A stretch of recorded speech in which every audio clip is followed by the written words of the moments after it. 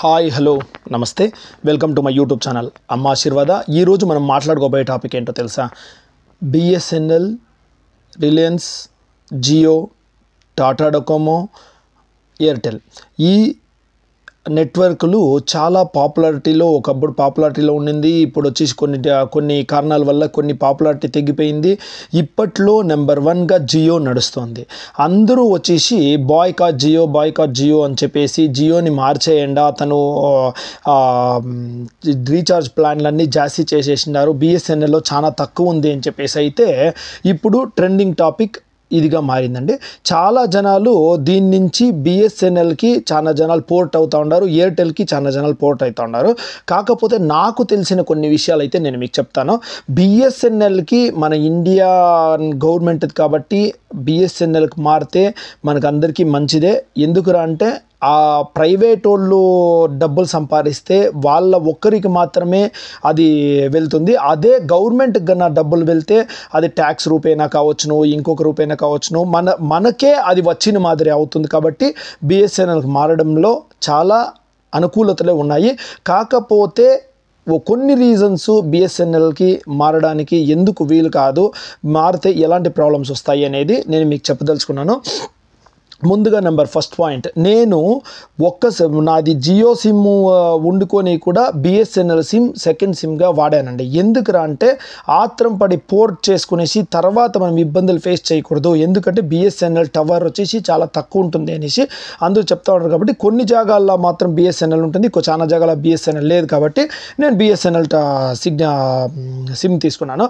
BSNL SIM తీసుకున్న తర్వాత ఆ సిమ్లో యూజ్ చేయాలి అంటే మా ఊర్లో మా ఇంట్లో యూజ్ చేయడానికి కుదరదండి. నేను మాట్లాడాలి అనుకుంటే కంపల్సరీగా అవుట్ సైడ్కి వెళ్ళి మాడి పైనకి వెళ్ళి మాట్లాడగలిగితే మాత్రందా అవతల వాళ్ళకి వినిపిస్తుంది, లేదా వినిపించదు. అంత సిగ్నల్ టవర్ తక్కువ ఉంటుందండి.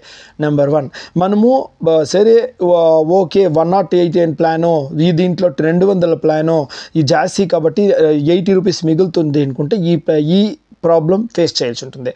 ఇంకోటి ఏంటంటే మనం బస్సులో వెళ్ళేటప్పుడు అదే జియో సిమ్లో అయితే ఇక్కడ నుంచి మనము ఎక్కడికైతే ట్రావెల్ చేస్తామో అక్కడి వరకు కూడా 1-2 సార్లు కూడా కట్ అయ్యింది నాకు ఇంతవరకు తెలియదు.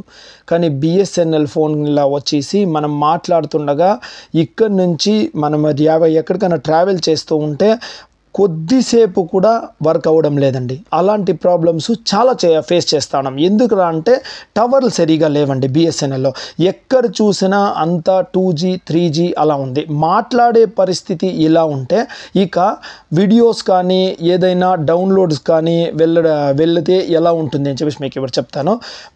జియోలో అయితే ఇప్పుడు ఆల్రెడీ 5G లాంచ్ చేసిండారండి. మాది ఒక పల్లి అయినా కానీ మాకు కూడా 5G నెట్వర్క్ అందుబాటులో ఉంది జియో. కానీ మన బిఎస్ఎన్ఎల్ విషయానికి వస్తే ఎక్కడ 5Gనే లేదండి, ఇంకా 4Gలోనే ఉంది. ఆ 4G కూడా కొన్ని మన ఇండియాలోనే కొన్ని పట్టణాల్లో మాత్రమే యూజ్ అవుతుంది. సరే పోతే పోనీ 3G అన్నా ఉండి మనం కాంప్రమైజ్ అయ్యి గవర్నమెంట్ కోసం కాంప్రమైజ్ అయ్యి లైఫ్ సాక్రిఫైస్ చేసిన మాదిరి చేసుకొనేసి బిఎస్ఎన్ఎల్ డౌన్లోడ్ పెట్టుకొని మళ్ళీ చూద్దామన్నా కానీ ఆ 3G కూడా చాలా ఎక్కువగా ఉందండి. అన్ని జాగాల్లోనూ 3G కూడా వర్క్ అవ్వడం లేదు. చాలా చాలా చాలా చాలా చాలా తక్కువగా ఉంది. ఇక పోనీ బిఎస్ఎన్ఎల్కి మారాలంటే వాళ్ళు టవర్స్ ఏమైనా రెడీ చేస్తారా అంటే వాళ్ళు ఇంతకు వరకు ఏమీ స్టెప్ ఎత్తుకోలేదు. ఇప్పుడేమో మాట్లాడతారంట, టాటా వాళ్ళ జట్లో మాట్లాడి చేస్తారంట. ఆ తర్వాత మీరు దాన్ని చూసుకుని మారితే మంచిది అనేది నా ఒక ఒపీనియన్. ఎందుకంటే ఇప్పుడు ఉండే సిమ్ మార్చుకునేసి ఇప్పుడున్న సిచ్యువేషన్లో హెడేక్ తెచ్చుకోవడం అంత కరెక్ట్ కాదనేది నా ఒక ఒపీనియన్. ఇక రేట్ ప్లాన్స్ విషయానికి వస్తే బిఎస్ఎన్ఎల్ వదిలేస్తే జియో, ఎయిర్టెల్, జియో వాళ్ళు పెంచిండొచ్చును అమౌంట్, పెంచినా కానీ ఎయిర్టెల్ కంటే ఇంకా 10 రూపాయలు తక్కువే ఉంది. జాస్తి ఏం కాలేదు. మీరు ఎయిర్టెల్కి మారి కూడా ప్రయోజనం లేదు. ఎయిర్టెల్ ప్రైవేట్ సంస్థే, జియోను ప్రైవేట్ సంస్థే అందరూ అంటూ ఉన్నారండి. ఇక ముఖ్యమైన విషయానికి వస్తాము. అందరూ అంటూ ఉన్నారండి అంబానీ వచ్చేసి ముఖేష్ అంబానీ 5,000 కోట్లతో పెళ్లి చేశాడు, అదంతా ఎవరి డబ్బు అని చెప్పేసి కావచ్చండి, అదంతా మన డబ్బే కావచ్చును. ఇప్పుడు ఎందరో రాజకీయ నాయకులు ఎలా పెళ్ళిళ్ళు చేశారా అంటే ధూమ్ధామ్గా చేశారండి. రాజకీయ నాయకులు మనకి తెలియకుండా డబ్బు ఎంతో అక్రమంగా లూటీలు చేసేసి అంత ధూమ్ధామ్గా పెళ్ళిళ్ళు చేస్తూ ఉంటే మీకు తెలిసిన వాళ్ళ పేర్లు చెప్పేదొద్దు. మా కర్ణాటకలోనే కానిలే, ఆంధ్రాలో కావచ్చును, ఎక్కడన్నా కావచ్చును, రాజకీయ నాయకులు చేసే పెళ్ళిళ్ళు చరిత్రలో నిలిచిపోతూ ఉంటాయండి. అలా చేశారు. మొన్ననే జైలు కూడా వెళ్ళొచ్చారు. అలా చేశారు పెళ్ళిళ్ళు. అలా చేసిన వాళ్ళు మాత్రము మంచోళ్ళు. ముఖేష్ అంబానీ గారు ఫస్ట్లో ఫ్రీ ఇచ్చి తర్వాత వాళ్ళ స్ట్రాటజీ అండి అదే. దానికి పడిపోవడం మీ ఒక ఇది. ఆయనేమి మీరు వేసుకోవడం అని చెప్పి మన దగ్గరికి వచ్చి అడగలేదు. ఇప్పుడు నాది కూడా జియో సిమే. కాకపోతే ఆ Jio plans 3 months free benefit schemes, అంత 5G నెట్వర్క్స్, మనకి ఎటువంటి ఆటంకము లేకుండా ఉండే వాయిస్, అలా చూసి కమిట్ అయ్యి మనమంతా జియోకి మారామే. కానీ జియో ముఖేష్ అంబానీని ఫస్ట్ ప్లేస్లో సౌకర్యంగా నిలబెట్టాలని చెప్పేసి ఎవరు ఒకరు మారలేదు. కాబట్టి ఆయన తెలివితేటలతో ఆయన నెంబర్ 1 ప్లేస్కి వచ్చారే కానీ మనది ఏమీ లేదండి. మన్నిక్క సంపాదించినాడు అనే తప్పు. మన్నిక్క సంపాదించాడు, మనమేం వాళ్ళకేం ఫ్రీగా ఇవ్వలేదు. జియో నెట్వర్క్ వాడుతూ ఉన్నాం కాబట్టి వాళ్ళ ఐడియాస్తో వాళ్ళు ఇంప్రూవ్ అయ్యారు. అంతేకాని మనది ఏమీ లేదండి. అస్సలు మనము మన దుడ్లతో ఆయన ఇంప్రూవ్ అయ్యిండాడు అని చెప్పేది 100% తప్పండి. ప్రతి ఒక్కరు ఒక్కొక్క వ్యాపారం చేస్తారు.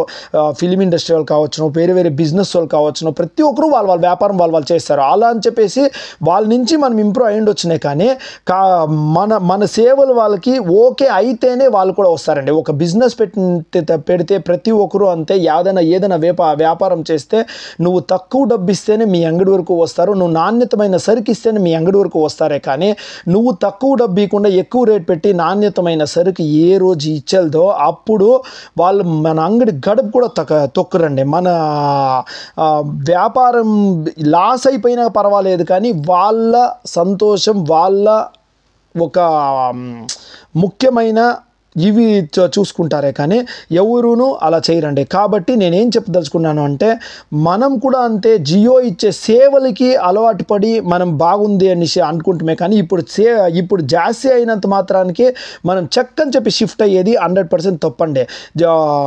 చాలా వేస్తూ ఉన్నారండి జియో వాళ్ళు. ముఖేష్ అంబానీ ఇదే దుడ్డు పేదవాళ్ళకి కన్నా ఇచ్చింటే ఎట్లా ఉన్నాయని చెప్పేసి. ఈ కాలం పెళ్ళిళ్ళు అనేది ఒక ట్రెండ్ అండి. ప్రతి పెళ్ళిళ్ళు అనేది ఒక బిజినెస్ తర అయిపోయింది. దానికి ఎంతోమంది బ్రతుకుతూ ఉంటారండి. ఆ పెళ్ళిళ్ళు చేసే కాంట్రాక్టర్లు కానివచ్చును, చౌట్రీ వాళ్ళు కానివచ్చును, లైటింగ్స్ వాళ్ళు కానివచ్చును, ఇంకా ఇలా చెప్పుకుంటూ పోతే చాలా ఉన్నాయి. అలా ఎంతోమంది బ్రతుకు సూపర్గా ఉందండి. అంత బాగా బ్రతుకుతున్నారు. దేనివల్ల అంటే ఈ మ్యారేజెస్ ఒక ఫంక్షన్స్ వల్ల. ఎన్నో క్యాటరింగ్ వాళ్ళు కానివచ్చును, ఎంతోమంది చాలా ఆనందంగా బతుకుతూ ఉంటారు. ఇలా మామూలు సింపుల్ వాళ్ళు కూడా మొన్ననే మా చుట్టాలలో ఒకరు పెళ్ళి అయిందండి. వాళ్ళు మామూలు హోల్సేల్ షాప్ పెట్టుకునే వాళ్ళు చేశారు పెళ్ళి అంటే ఎంత గ్రాండ్గా అంటే అలా అంత గ్రాండ్గా చేశారు. నేను అదే మాట అన్నాను, ఏంటికి ఇంత ఖర్చు చేశారో మీరు, ఎందుకు ఇంత ఖర్చు చేశారు, దీన్నే ఉపయోగం పెట్టుకుంటే నేనేం పేదవాళ్ళకి ఇమ్మని చెప్పలేదు. ఈ జనాలందరూ వచ్చేసి ఇప్పుడు ముఖేష్ అంబానీ విషయంలో పేదవాళ్ళకి ఇవ్వచ్చు కదా అంటున్నారు. నేను వీళ్ళ దగ్గర, మా అన్న దగ్గర, మా పిన్నయ్య పెద్ద బిడ్డల దగ్గర ఏమిటికి ఇంత ఖర్చు చేసి దీన్ని వాళ్ళకే వేసింటే బిడ్డలకి ఏమిటికన్నా ఉపయోగం అయింది కదా అంటే, చూడు కిషోర్, లైఫ్లో ఒక టైం మ్యారేజ్ అనేది వస్తుంది. ఆ మ్యారేజ్ అనేది మాకే ఒక సంతోషం. మా బిడ్డ చిన్నప్పటినిక పెంచినాము, ఇంతంతా కష్టపడి ఇంతంతా మేము తలనొప్పి తెచ్చుకొనేసి మేము సాకి పెద్ద చేసిండేది మా బిడ్డల కోసము. కాబట్టి వాళ్ళ పెళ్ళి గ్రాండ్గా ఉండాలని చెప్పేసి మేము సప్పో చేసైనా సరే ఇలా గ్రాండ్గా పెళ్లి చేసాము అని చెప్పేసి. అది ఒక్కొక్కరు ఒపీనియన్ ఒక్కొక్కతర. అలాంటి వ్యక్తి, ఒక షాప్ పెట్టుకోండే ఒక వ్యక్తి అంత గ్రాండ్గా పెళ్లి చేయాలని చెప్పేసి ఆశపడి పెళ్లి చేస్తే నాకే కళ్ళు తిరిగిపోయింది. వాళ్ళు చేసిన వంటకాలంతా చూసి దగ్గర 100 ఐటమ్స్ చేశారండి వంటకాలు. గ్రాండ్ వెల్కమ్ గ్రాండ్గా చేశారు, రిసార్ట్లో చేశారండి పెళ్ళి.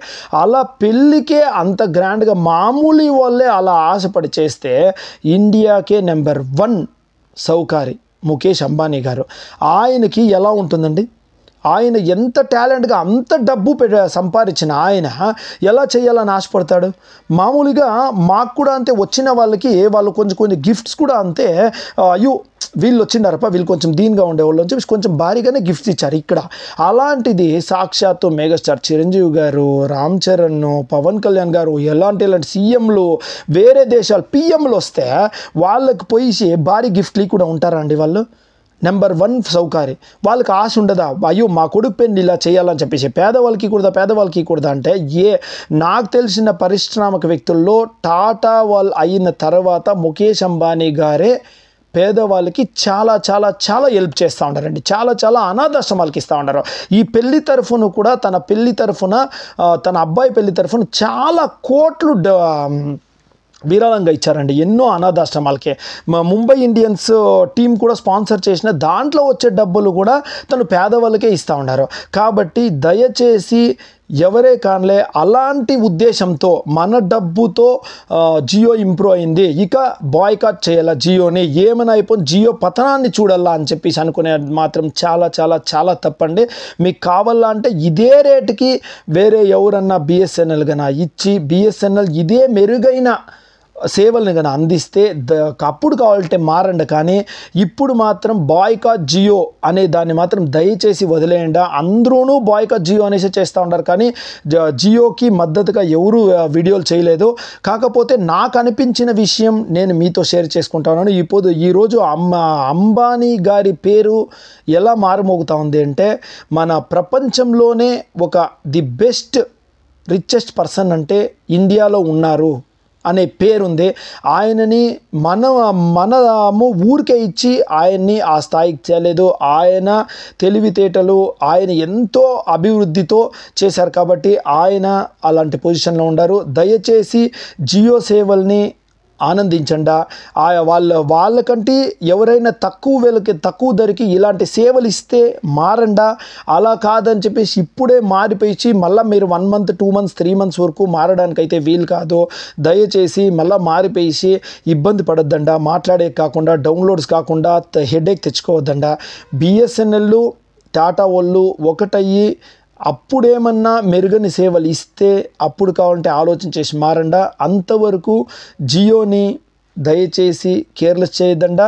జియో వాళ్ళు ముఖేష్ అంబానీ గారు పేదవాళ్ళకి ఎప్పుడూ చాలానే హెల్ప్ చేస్తూ ఉంటారు.